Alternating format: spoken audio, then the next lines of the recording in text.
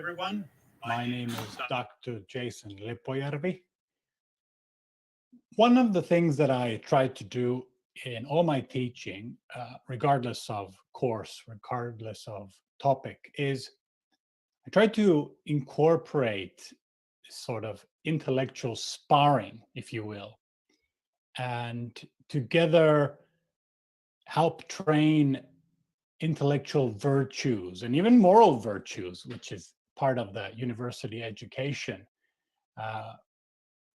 And one way to do this, to hone these transferable intellectual skills, is to study fallacies, is to study bad logic, bad argumentation, as an indirect way of learning about good argumentation. So when you're good at detecting BS, you're more likely to avoid it yourself. Those of you who actually take courses with me, you have a special reason to pay attention to these fallacies that I'm about to introduce. And the reason, I'll reveal the reason at the very end. Whether you're studying ideas of love with me, or cults, new religious movements, or dimensions of the paranormal, or the Chronicles of Narnia, or women, religion and spirituality, or J.R. Tolkien and the religious imagination, or whatever. Logical fallacies is something that we'll be training throughout the course, in every lecture, in fact, regardless of content. As I said, these are transferable skills that will greatly benefit you in and out of university. What is an argument? Well, an argument is a proposition that consists of premises and conclusions. Conclusion is where you're striving towards. And so premises A and B lead to C, which is the conclusion. Now, a valid argument means an argument where the premises genuinely do result in the conclusion that has been offered. The conclusion organically follows from premises that preceded it. That's a valid argument. It's interesting or important to realize that you can have a factually incorrect argument which is still valid.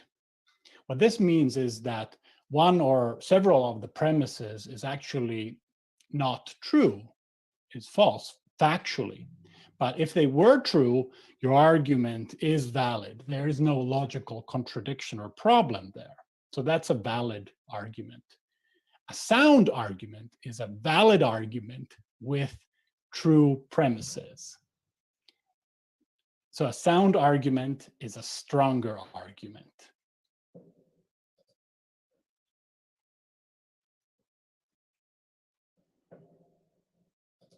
Or logically, both valid and sound arguments are as strong, but persuasively, the sound argument has more leverage because it's not built on false premises, which can be pointed out. There's a scholar by the name of Bo Bennett. I believe he's a psychologist, and he's written a book called 300 Fallacies or something like that. And I've kind of tweaked one of the ideas in that book, slightly changed it a little. Expose an irrational belief, keep yourself rational for a day. Expose irrational thinking, keep yourself rational for a lifetime. Obviously, this is a bit negatively expressed. You could express it more positively as well. And I like to say love is not blind. So even in ideas of love, the course Ideas of Love, we look at arguments. Love is not just about emotion. There are good and bad ideas about love. I've chosen 20 most common fallacies. I mean, it could be 30, it could be 40. And by most common, I mean that combine these 20 probably make up about, I don't know, 70%. It could be 50, it could be 80. A significant portion of bad argumentation that we witness on social media, even in our textbooks, even in the classroom. Speaking of the classroom, professors are not infallible creatures. I mean, we make mistakes. Hopefully, more often than not, we don't do it on purpose, but we're not perfect. We're finite human beings. So it's good for everyone, students in particular, to encourage, practice a posture of learning that is not naively credulous, that believes on everything uncritically. On one hand, that's one extreme. But on the other hand, is not categorically cynical either, disbelieving, distrusting everything. That's the opposite extreme, and both are inimical to learning. Here are the first 10. As you can see, these are in alphabetical order. Here are fallacies 11 to 20. We'll look at these each one at a time. Starting with ad hominem, or against the person. Many of these fallacies have Latin names. And it's not a coincidence. Medieval scholars, scholastics, advanced our understanding of logic quite a bit. There are literally hundreds and hundreds of fallacies that they coined and developed. So this is one, ad hominem, against the person. Other names, it's also known as personal abuse, kind of smearing, questioning motives, guilt by association. These are all types of ad hominem fallacies. And it means that instead of addressing the argument, critiquing the argument, you attack the person making the argument. This is a form of lazy, very lazy reasoning. And it's something to be aware of. It's not just an accident. It's kind of morally also questionable.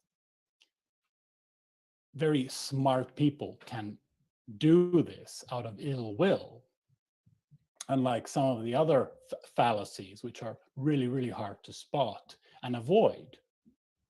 This one isn't. It's very easy to avoid it. Here's an example. Only monks, nuns, and other bigots believe there is any value in celibacy. Notice there's no argument against celibacy, just smearing the people who might believe it. And if you're one of these people, you're guilty by association with these monks, nuns, and other bigots. Here's another example. Why would you believe in UFOs? So thinking of cults, new religious movements. Only a Texan would be such a fool. Yet another. Why would you read Narnia? Juvenile literature written by a Christian bigot. By the way, bigot doesn't mean anything usually. It's just a label. And finally, I totally disagree with your reading of The Hobbit. What would you know as an atheist or a Catholic? Tolkien was a Catholic author, and so an uncharitable reader might say you have to have faith in order to appreciate it fully. Or alternatively, an uncharitable atheist reader might say, well, your religious beliefs are distorting your pure appreciation of the works, and you're reading into it meanings that aren't there.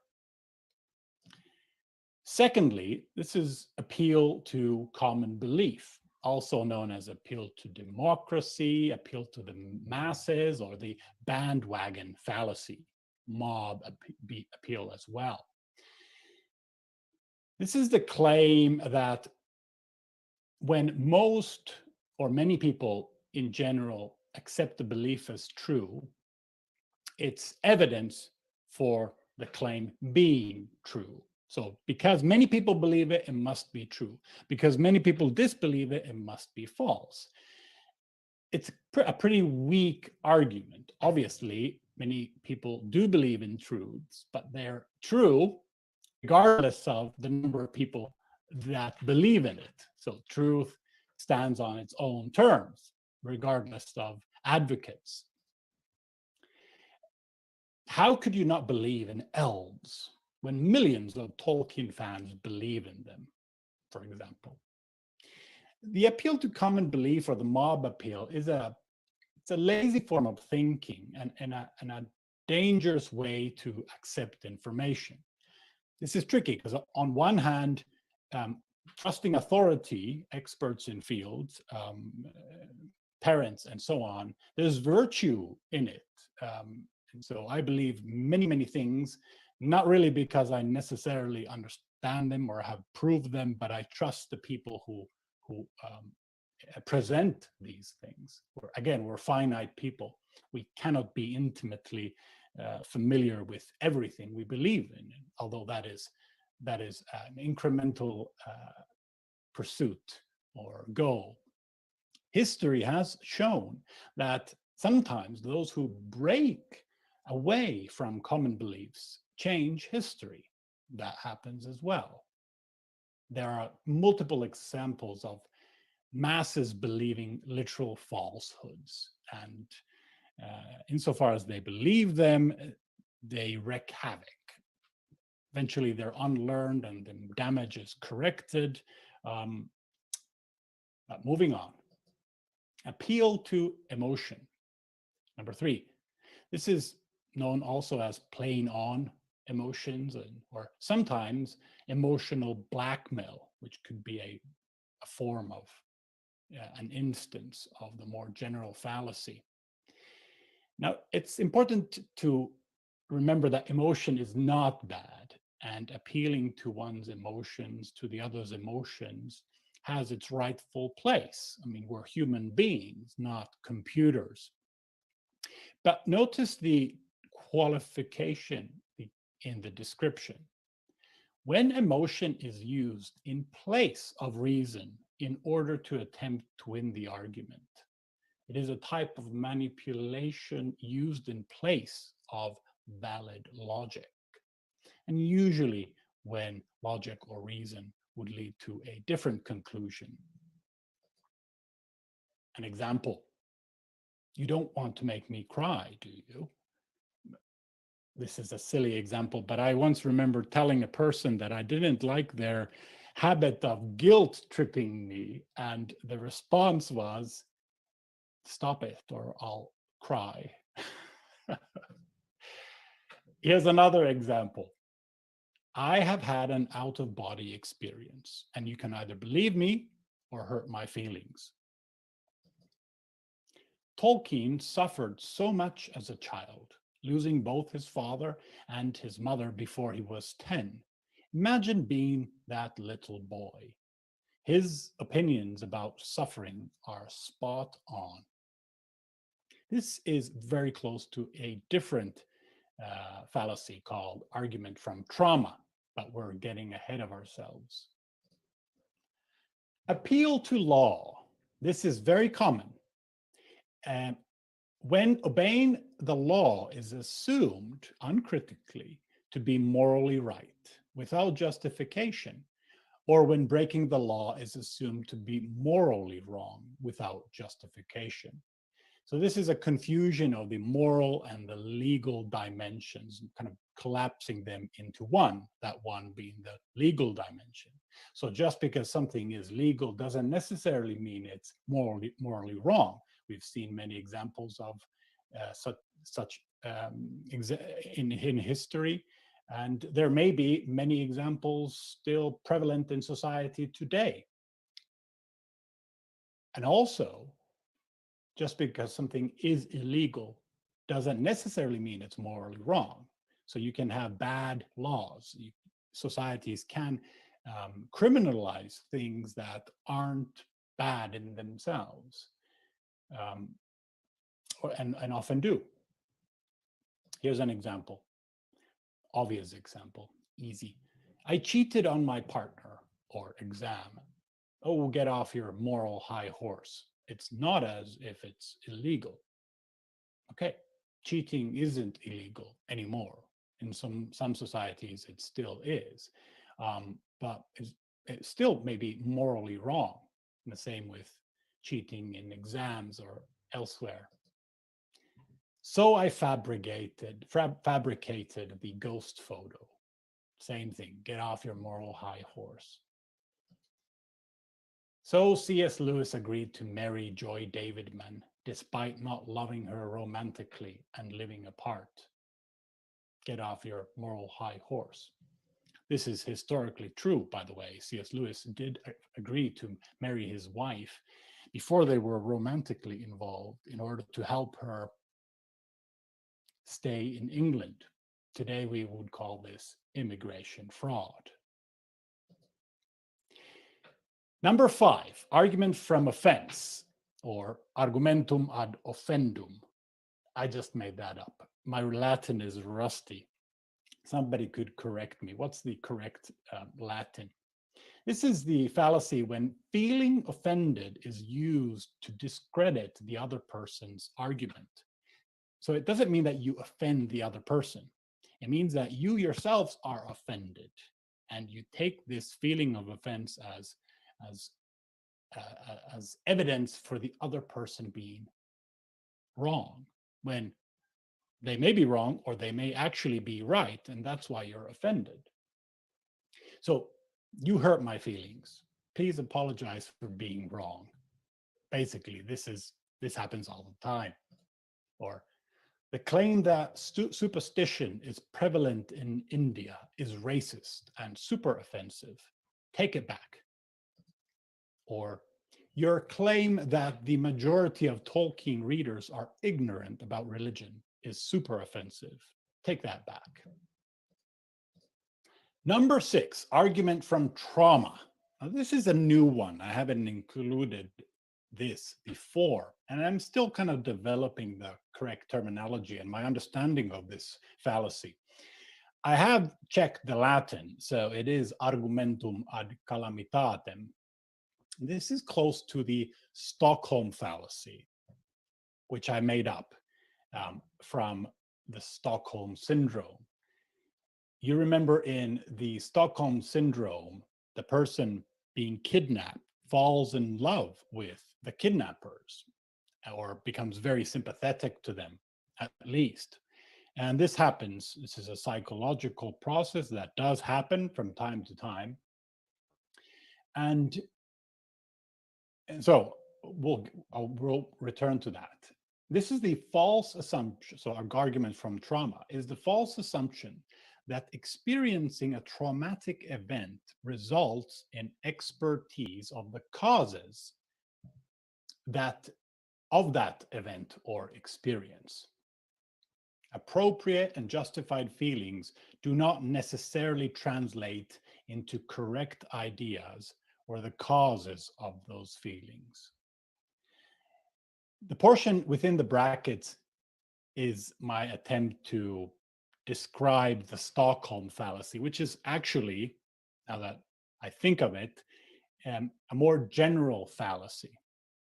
And the argument from trauma is perhaps one instance of this more general fallacy. So just as in the Stockholm Syndrome, the person falls in love with the kidnapper who's shown them kindness and grace and warmth.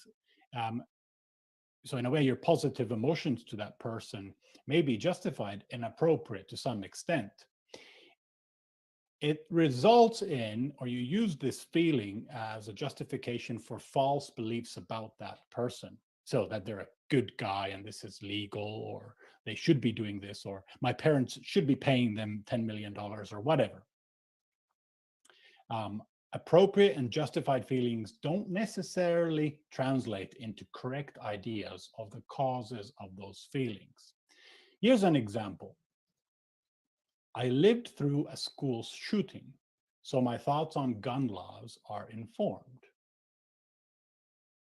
Obviously false. They may or may not be informed, depending on other factors, not the experience of living through a school shooting. That may inform it to some extent, but you may still be predominantly wrong in your beliefs about effective gun laws. Okay, another example would be, I feel really terrible for people who experience racism. Therefore, I know how to combat racism. Well, maybe you do, or maybe you don't. Maybe your ideas of racism and how to combat it are lopsided somehow, distorted somehow. That's a possibility. The fact that you have justifiable and appropriate feelings of sympathy to people who have experienced racism, or if you have experienced racism, doesn't necessarily, it can, but doesn't necessarily mean that you have very clear or well thought out opinions about racism. Number 7, begging the question. This is easy, and most people recognize it immediately. It's circular reasoning, assuming the answer. You remember an argument consists of premises and a conclusion that follows it. Well, begging the question, or a circular argument, is an argument where the conclusion is actually already assumed or hidden in one of the premises. An example is, the Bible says the Bible is true, so the Bible must be true. And it begs the question, well, how do you know that the Bible is true? The belief that the Bible is true is actually the starting point here. It's a hidden conclusion that is presented as a premise, but really isn't. Another example would be, as a young man, Tolkien broke off his relationship with Edith, which he did, because they couldn't continue their relationship. This begs the question. I mean, why couldn't they continue their relationship? That's the beef. Another example, I used to live in Tanzania for some time, and I remember going to the bank, which was closed, and the glass door had a piece of paper on it that had the text, "The bank is currently not open because it is closed. Manager." True story. Number 8, Bulvarism. This has been coined by C.S. Lewis. Sometimes it's called the psychogenetic fallacy. It's very close to poisoning the wells. So this is when you jump over the difficult step of proving that someone is wrong to speculating about how the mistake came about. So instead of doing the hard work of showing where the faulty argument is, you start to psychoanalyze, you start to speculate about how they made that mistake in the first place, a mistake you haven't proven exists. The name Bulvarism comes from the essay Bulvarism. There's a very good doodle video online which you can see. Ezekiel Bulver is the name, who realizes the power of this fallacy to manipulate conversation. Check it out. Here's an example. All white people are racist, but you just don't see this because you're white. Maybe all white people are racist, but that hasn't been proved. Rather, that bit has been jumped over to speculate of why the other person is wrong. Well, they're wrong because whatever reason. This is close to the fallacy of unfalsifiability, which is the 19th fallacy. We'll get there soon. Here's another example. You are absolutely wrong. And it's because you were never hugged as a child. Cherry picking, number 9, known also as suppressed evidence or one-sidedness or slanting or argument by half-truth. When only select evidence is presented in order to persuade the audience to accept the position, and relevant counter evidence is withheld. The stronger the withheld counter evidence, the more fallacious the argument is. This is very difficult to spot sometimes, unless you know more about the topic of discussion than your friend, or the presenter, or the professor, or the YouTube star, or the Instagram influencer, or whatnot. So it's very difficult to expose someone who's cherry picking. Especially the smaller the group is, the easier it is to get away with this. And so that's why scientific discovery proceeds through open discussion, where a great many people can participate in the honing and the critiquing of the argument or the evidence. Here's an example. C.S. Lewis gave 90% of his books' sale profits to charity and went to church every Sunday. Therefore, he was always honest and forthcoming. Well, if you didn't know that, first of all, the first part is true, the premise is true. He did give up approximately 90% of his book sale profits to charity, especially widows and single mothers. And he did go to church every Sunday. But he wasn't, as a young man, always honest and forthcoming. We know this now. He could hide things. And as you know, he even committed immigration fraud. He was partner in crime. Another example would be a Scientologist who did the same. Whoever that is. Or Tolkien's essays are full of wit and charm and compassion. He was a charitable man, never irritable or captious. Again, pretty true. His essays are full of wit and charm and compassion, and he was a charitable man, but he could be irritable and captious. And he had long spells of this foul mood sometimes. And you wouldn't know it unless you know much about Tolkien and you've read his letters, very personal letters, where he's forthcoming about these flaws of him. I want to emphasize that the fallacy of cherry picking, like most of the fallacies, isn't always morally reprehensible. I mean, thinking is difficult. Arguing is difficult. We don't always, usually don't, argue deliberately, fallaciously, or use dubious tactics in our debates and disagreements. Much of it is just a result of the fact that thinking is difficult, and we're finite human beings, and we have a lot to learn. So we need to be gracious towards others and to ourselves as well. Chronological snobbery is the second fallacy coined by C.S. Lewis. And this is the uncritical prejudice against the past in favor of the present or the future. Basically, wisdom died yesterday. Now, sometimes later is better, but this is the uncritical prejudice that this is always so. For example, that's so 20th century.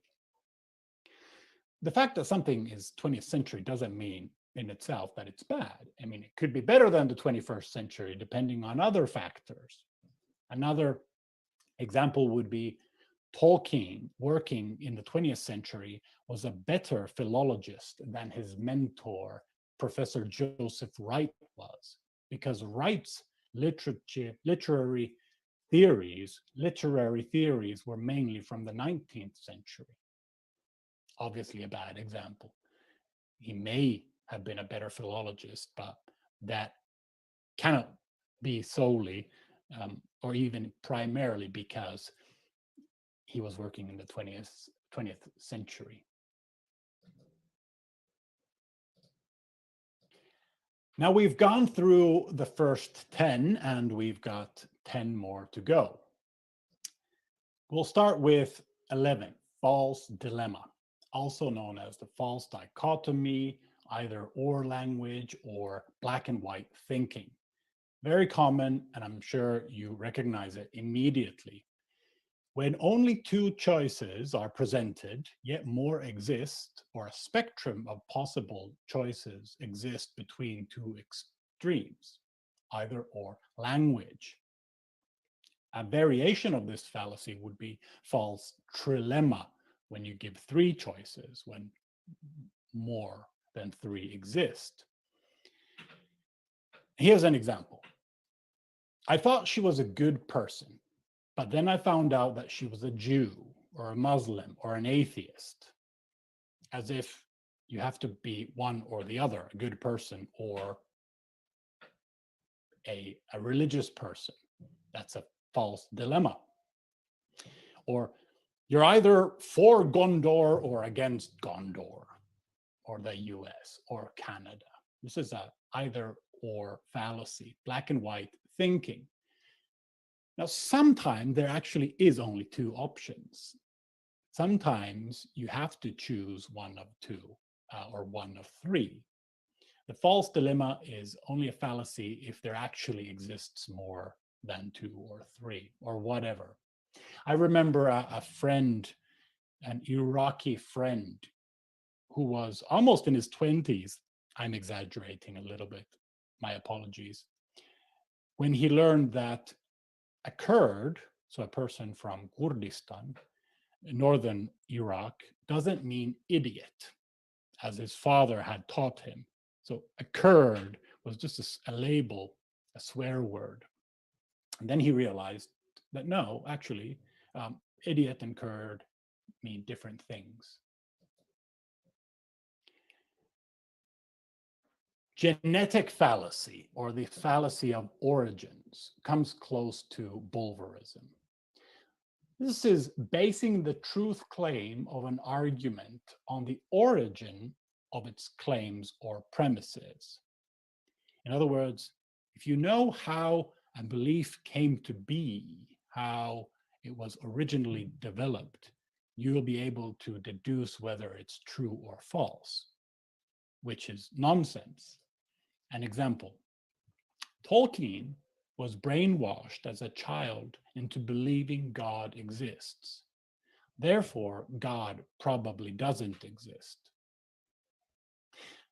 The fact that someone is brainwashed to believing something, that God exists or God doesn't exist, or that 2 + 2 is 4, doesn't mean that it's untrue.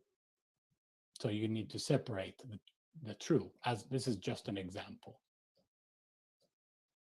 Number 13, no true Scotsman, or no true Christian, as it's sometimes called in Christian societies. When a universal claim, so every or all, is refuted by a counterexample, rather than conceding the point and revising your argument, you dismiss the counterexample on some arbitrary ground.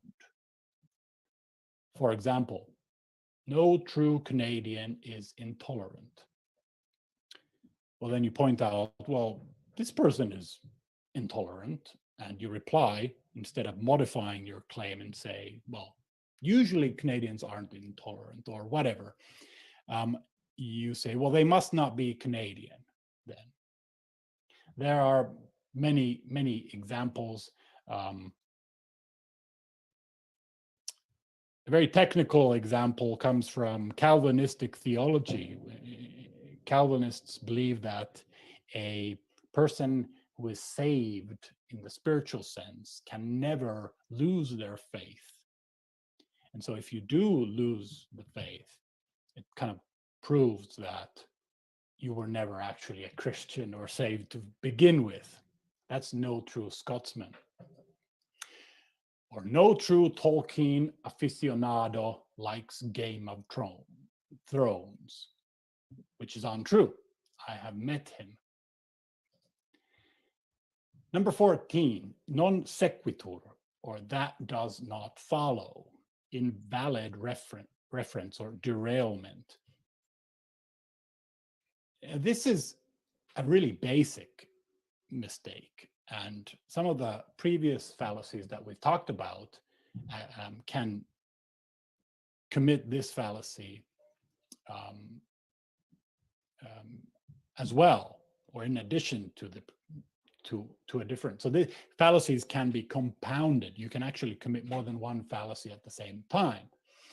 So this is when the conclusion doesn't actually follow from the premises. So an invalid argument.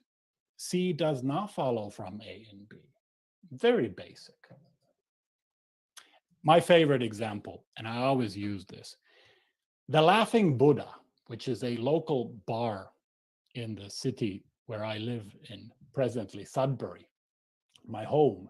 The Laughing Buddha has the best beer in town and was voted #1 in Northern Life, which is a newspaper now discontinued. Therefore, the manager of Laughing Buddha should run for mayor of Sudbury.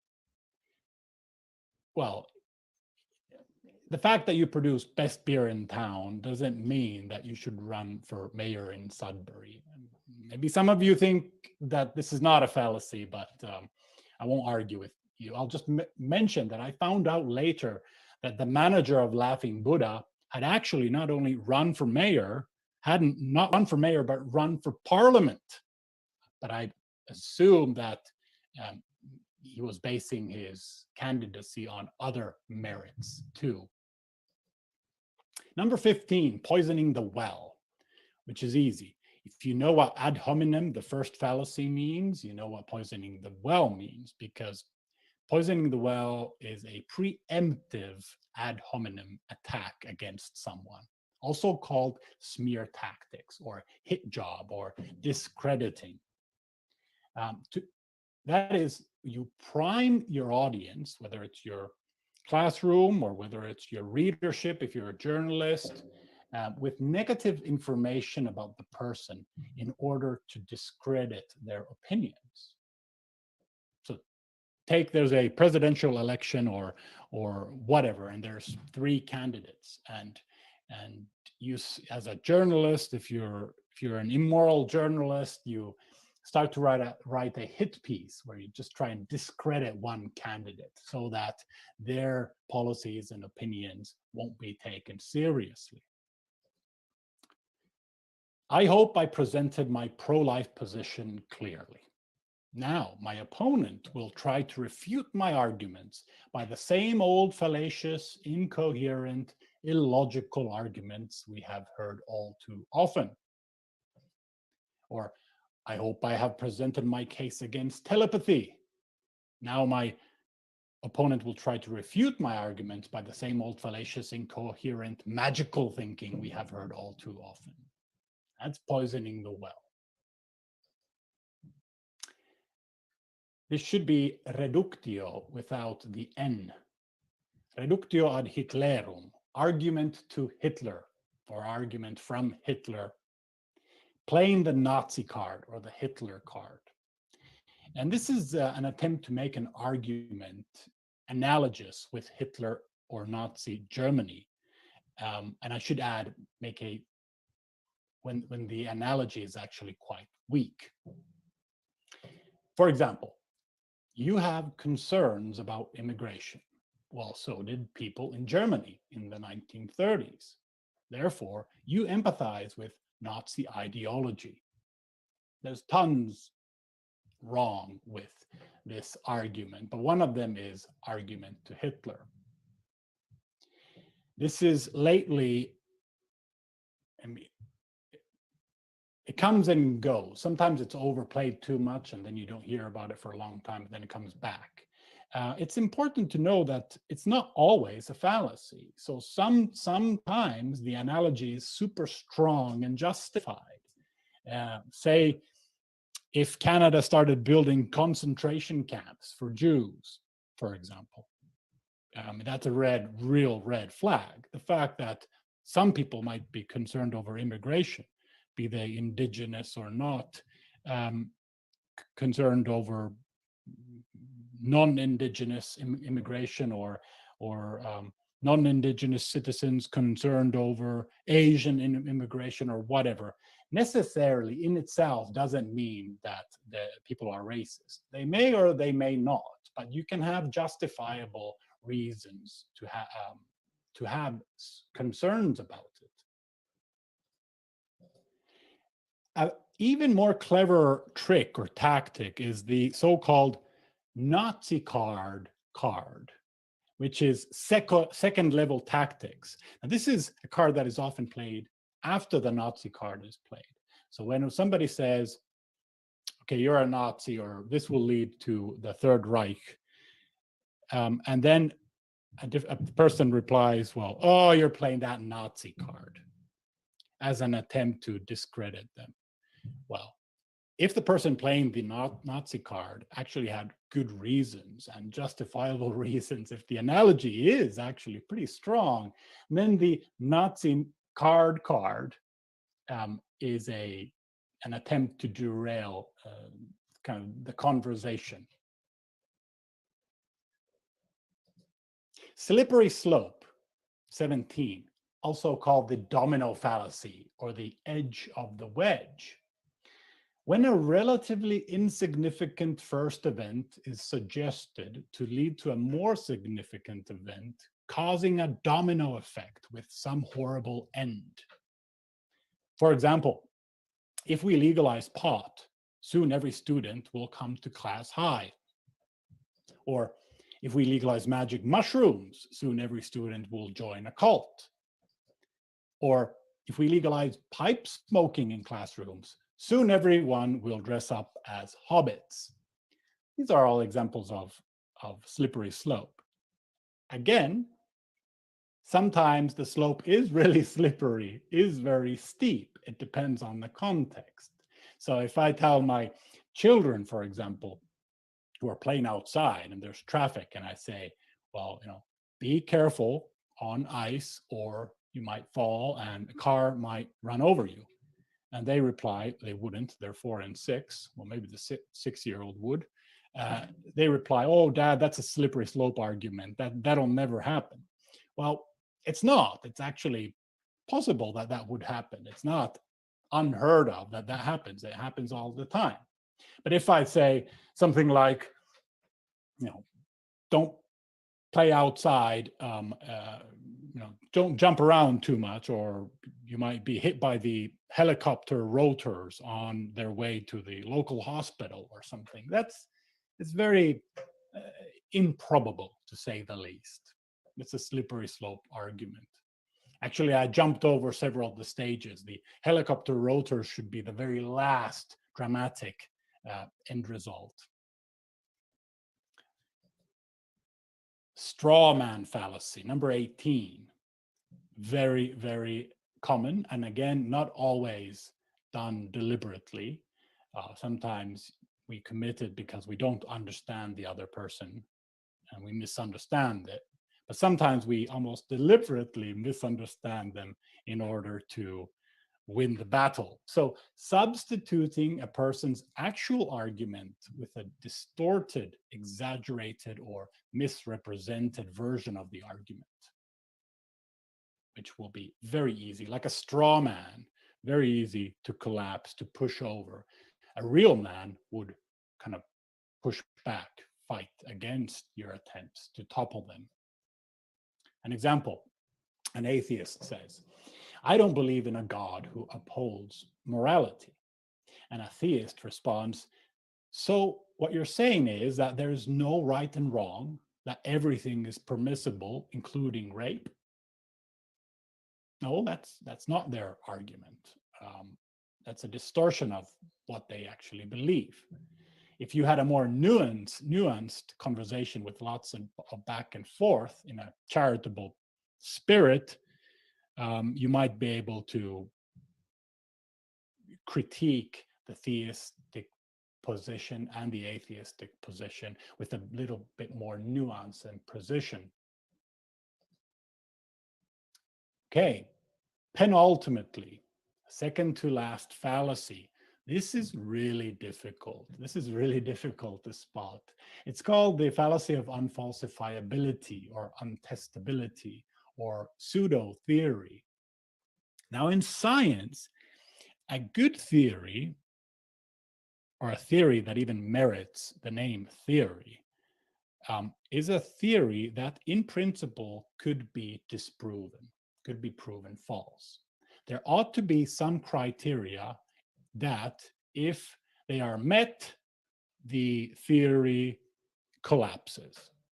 Now, if there are no such criteria, if you literally cannot disprove and refute a theory or an argument, not because it's a very good argument, but because it's an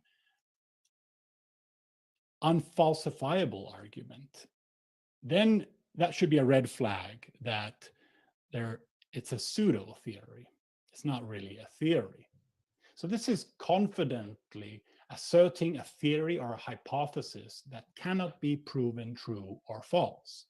It's assumed to be true, but you can't really disprove it, which means you can't really prove it either, because there are no criteria. For example, we are systematically oppressed by structures in society or by spirits in society that entirely escape our notice.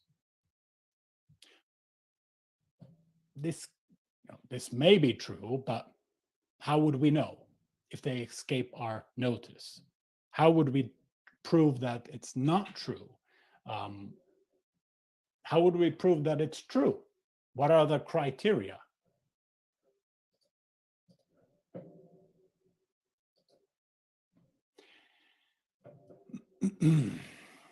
Finally, one of my favorite fallacies, whataboutism, developed by the KGB in Soviet Russia.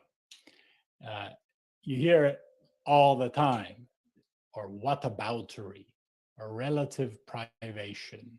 This is close to the fallacies red herring and muddying the waters. Not quite. This is the attempt to discredit someone's position or character by accusing them with hypocrisy and raising a different issue without actually refuting or disproving their argument. Now, let's go straight to the example. Person A says, I worry about racism in society. And person B responds, well, what about free speech? What about?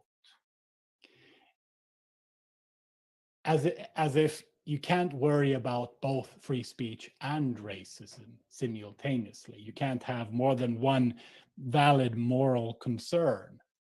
Obviously you can, and that means that's basically consistency. Or alternatively, somebody says, well, I worry about free speech in society, and person B replies that, well, what about violence and so on? Same mistake.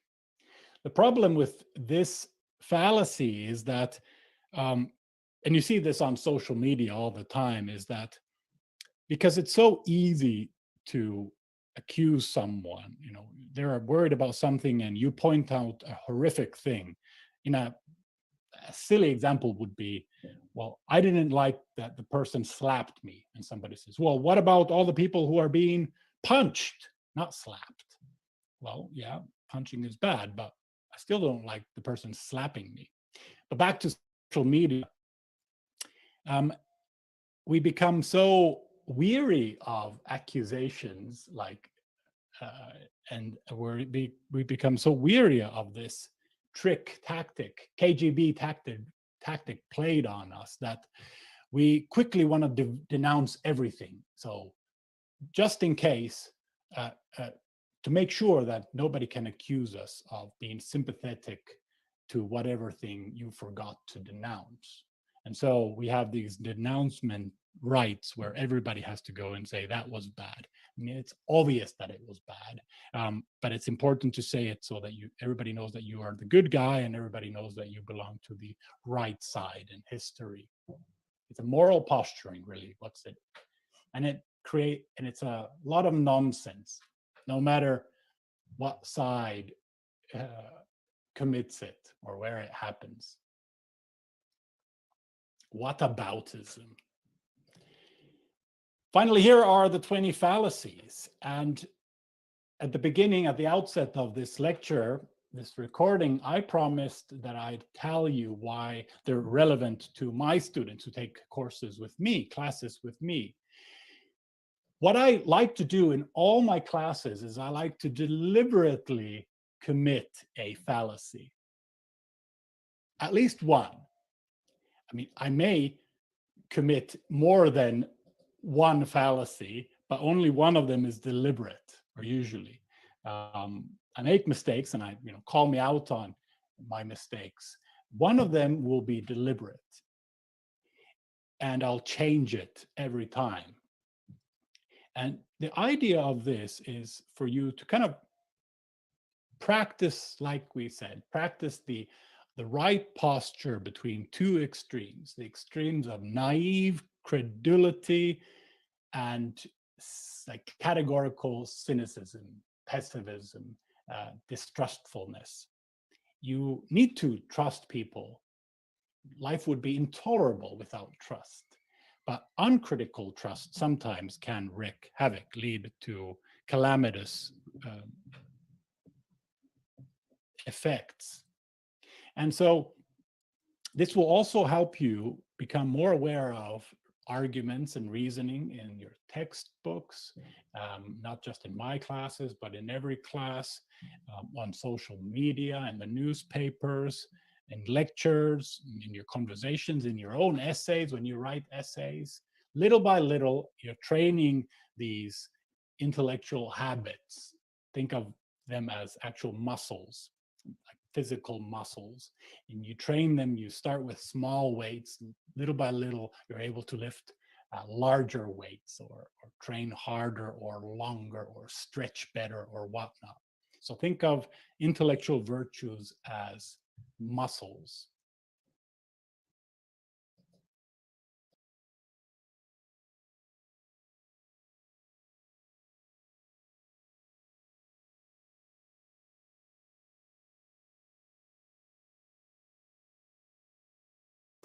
We're starting now with fallacies proper. We looked at rhetorical techniques in Chapter 5.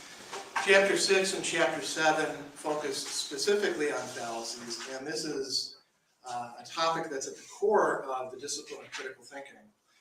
And why is that? Well, think about what critical thinking focuses on: arguments, right? What are fallacies? You guys have heard me say this a number of times in the course of the semester as we studied a few fallacies. What are they?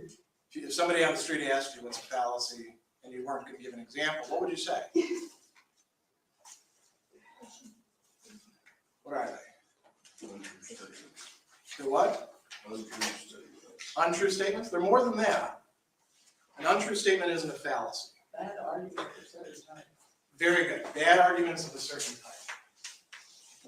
Now, they may include untrue statements, but some fallacies may actually consist of true statements just put together in the wrong way. So, bad arguments. This is the key right here.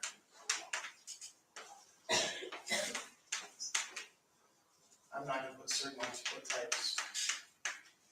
So, they are arguments, right? They have the same basic structure of, you have some premises, and they're leading to a conclusion, and there's some sort of process of going from the premises to the conclusion.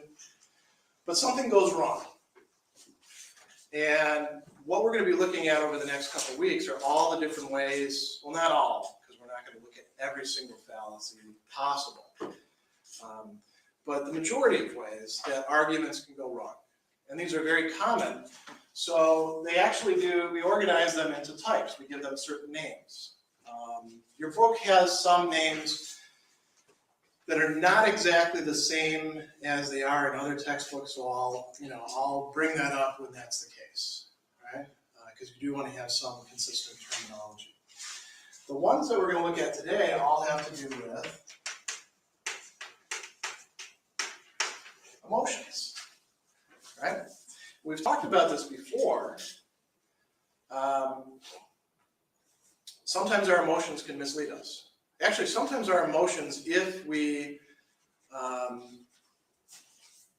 our habits, if our ways of thinking are not badly structured, your emotions can actually be very valuable ways of figuring things out. There are times when you probably should get angry, for example. There are certain things that should anger you, and that anger is actually tuning you into relevant features of the situation. There are certain things that you should be afraid of, right? If somebody isn't afraid of anything, watch out for that person, because they're going to get you into something that fear should, counsel, don't do this, right? But a lot of times emotions can mislead us. They can lead us to conclusions that we shouldn't accept. So how do emotions work in terms of arguments? Well, they're going to come in somewhere in the premises. They may be implicit or they may be explicit. So if you think about arguments from emotion, we're going to look at a whole bunch of different arguments from emotion. What is their basic structure? Well, here's one example. I feel X.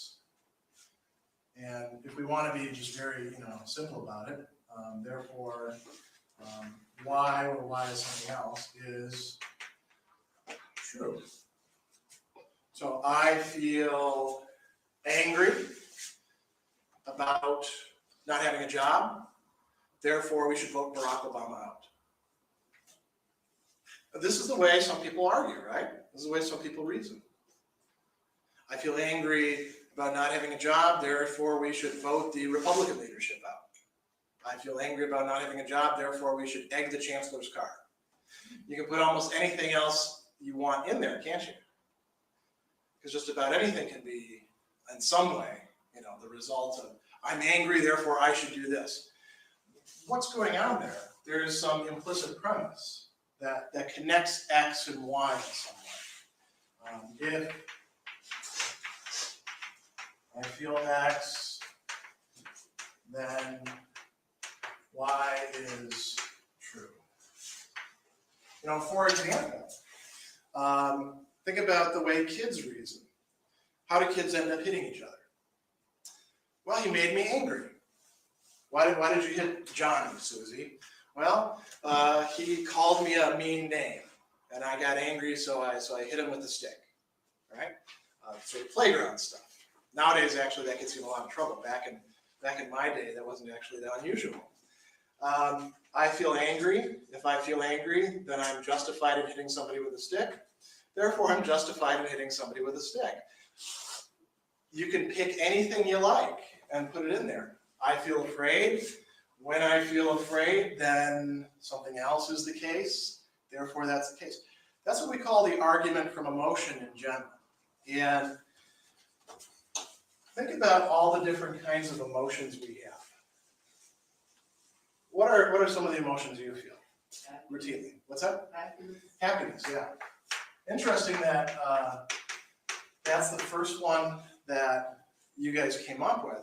That's never happened in a class before. They've always come up with one of the negative emotions first. So happiness, or another word for that often, literature is joy. Yeah. What else? Tiredness, fatigue. Okay. Not so much an emotion, but yeah, something more physical. But I suppose that could fit this. So yeah. Anxious.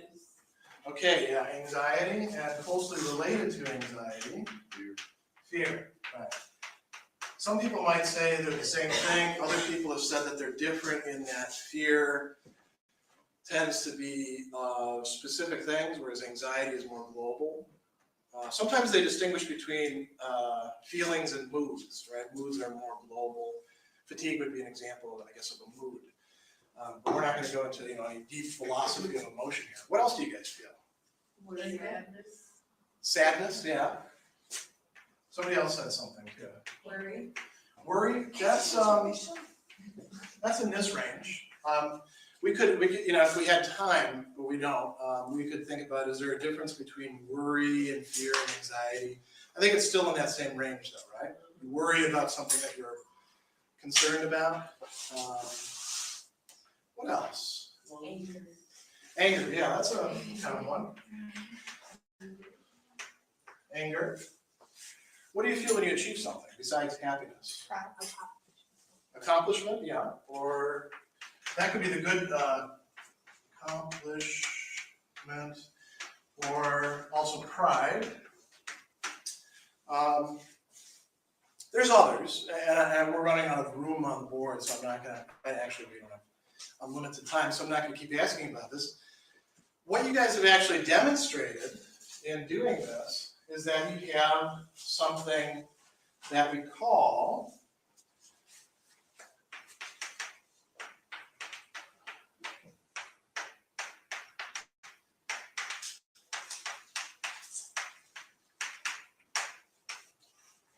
emotional intelligence.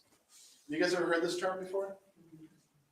There was a book by Daniel Goleman, and I think it's about 15 years old now. Maybe it's 20 years old. And it came out, and it's called Emotional Intelligence.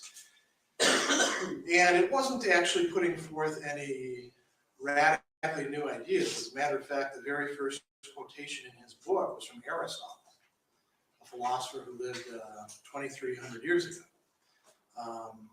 So these are things that people knew a long time ago, but we've lost sight of.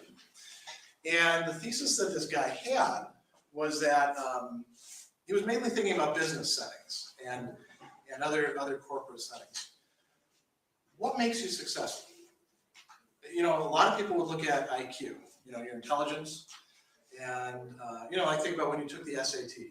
What was the SAT actually doing? It was predicting how well you would do in college. The higher your score, the higher you're supposed to do in college. So that's why certain colleges will say, we only want people with a 1200 SAT, or we only want people with this score. They only want the people who are going to be really successful. At FSU, I think our current is, 780? Pretty low. But that's because we have a mission to try to take people who ordinarily might not be successful, and we give them a lot of support. But that's measuring, what's the SAT measuring? Sort of the kind of intelligence that goes into recognizing patterns or manipulating things or making arguments. But there's other kinds of intelligence, aren't there? Right? And emotional intelligence turns out to actually be more important to a person's success than sheer, intellectual intelligence, you might say, or theoretical intelligence. Why is that? Well, unless you're by yourself in a cubicle and you don't interact with other human beings, you got to deal with emotions, right? Whose do you have to deal with? Yours. Everybody else's, right? So even if you are totally squared away, you've got your emotions perfectly balanced and you know exactly what's going on with yourself, you're still going to have to deal with a whole bunch of schmucks who don't. So how you deal with them is going to determine how successful you are to some degree. There's other things, of course, that go into it as well, right?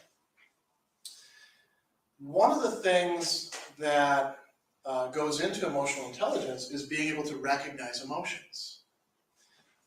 Being able to recognize them in yourself and being able to recognize them in other people. There's a lot of people out there, believe it or not, who feel anger and they're not, and they react and they're not sure what's going on with themselves. They find themselves out of control.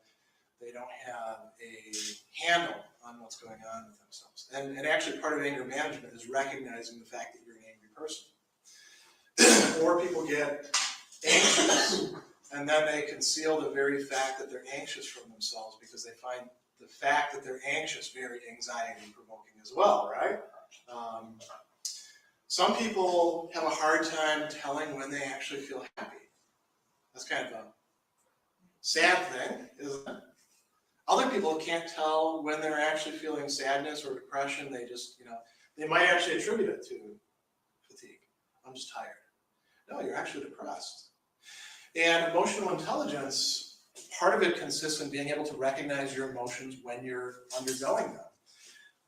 Part of it also consists in being able to recognize other people's emotions. And this is where a lot of people have trouble, right? They see somebody else's reaction and they misjudge it. Have you ever seen that take place? Or had that happen to you?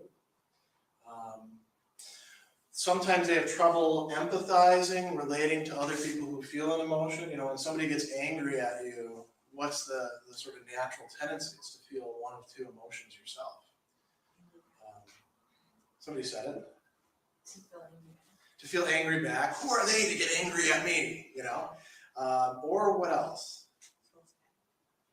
Yeah, that's actually a, in some ways, more mature response to feel sad, because more common, more primal would be fear. When people get angry, then they seem threatening, right? And so you see other people's anger, especially if you've encountered other people's anger in ways, you've been hit or insulted in other ways, affected by people's anger, then you probably feel fear. Feeling sadness would be, in some ways, a better reaction, or pity, right? You can feel pity for people. The other part of emotional intelligence, and this isn't the whole of it, has to do with control over your emotions. Being able to not only recognize what's going on, but being able to intervene. And I'm going to tell you about an experiment, and then we're going to go into some of these fallacies in the book. There's an experiment that's discussed in emotional intelligence in the book. And in it, they took these, I think they were 4-year-olds, and they gave them a choice. They put them in a room, and the experimenter actually sits down with a kid, and they sometimes use marshmallows or little candy bars that you can buy, or cookies or something like that. And they put one treat out there, and they say to the kid, I'm going to be right back. Don't eat the cookie or the candy. And if you leave it alone, when I come back, I'll give you 2 of them. All right? So now what does the kid have to do? Resist temptation, and resist the temptation of what emotion? Of desire, right? Which is one of the strongest. That's actually at the core of a lot of these. Anger is actually a desire to hurt somebody in response to hurting you. So, yeah, with emotional intelligence, very interesting. The kids broke down into 2 groups. And what they did is the experimenter would go out of the room sometimes for 5 minutes. So now imagine a 4-year-old sitting there for 5 minutes in a room. There's nothing else in the room, and they're not supposed to eat the candy. What are they measuring? Impulse control, the ability to resist temptation when they have some motive for doing so. What is that actually dealing with? Self-control, right? Control over one's emotions. It's not enough to know how you feel. You actually have to also have some degree of control over it. This is where we're going to get to the fallacies. So what happened? Well, one group of kids, within about 30 seconds, ate the candy, or ate the cookie, or ate the marshmallow. And they may have tried resisting for a little bit, but quickly they gave up, right? The other group could last up to about 4 or 5 minutes, and they would do all sorts of things, like they would look away from it, or they would start counting, and you could see them fidgeting, and you could see that they wanted that goodie, but they would keep themselves from doing it. And then the person would come in and then give them the reward, right? Now, think about how that plays out in life. They actually charted these kids. They followed them up. Who do you think did better in school? The ones who didn't. The ones who didn't eat the cookie, we're going to say Ms. Pearson. Okay, yeah, they found that the kids who could put off gratification, immediate gratification, did much better in school. Yeah, think about it, do you do your homework or do you go out and play? That's a very early dilemma that you face every single day when you're, 8, 9, 10.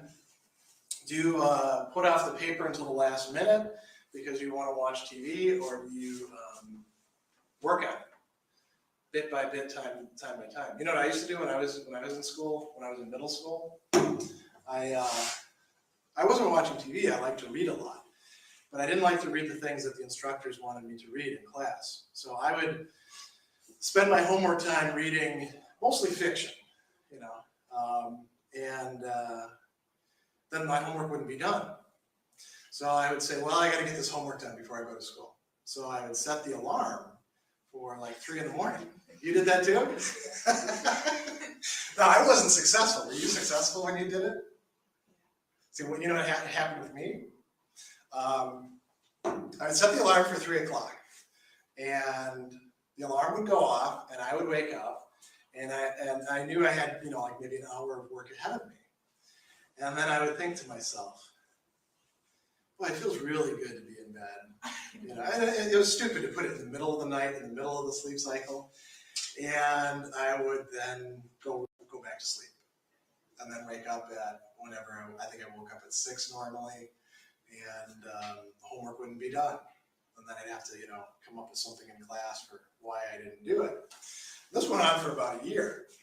And then I realized, well, I better knock it off. But you were successful. You'd wake up at 3 o'clock in the morning. I would wake up at 3, like an hour before I was supposed to. Okay, that's more reasonable, I think, than trying to do it in the middle of the night. You know why I was doing it in the middle of the night?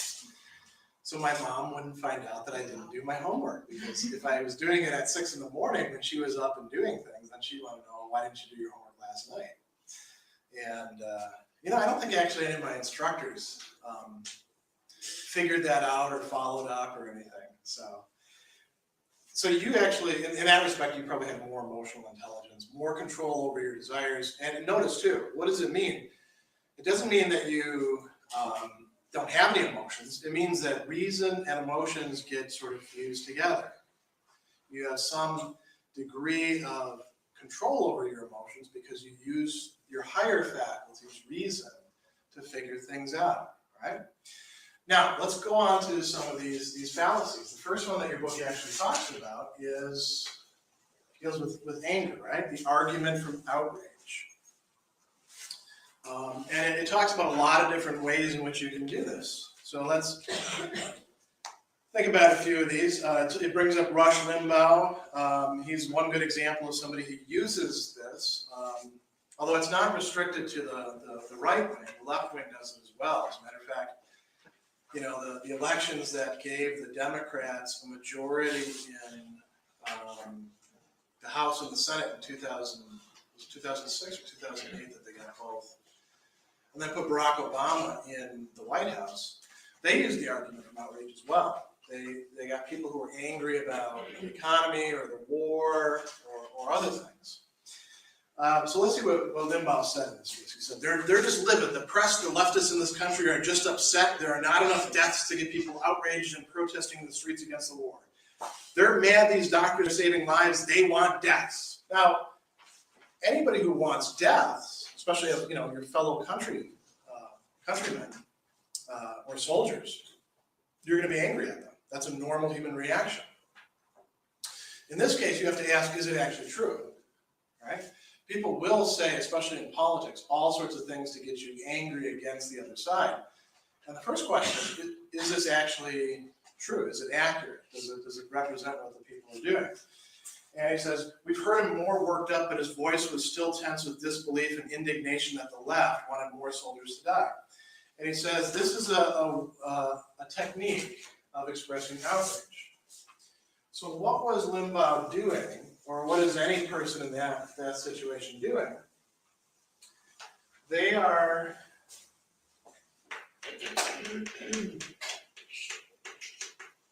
giving sort of an expression of anger or outrage.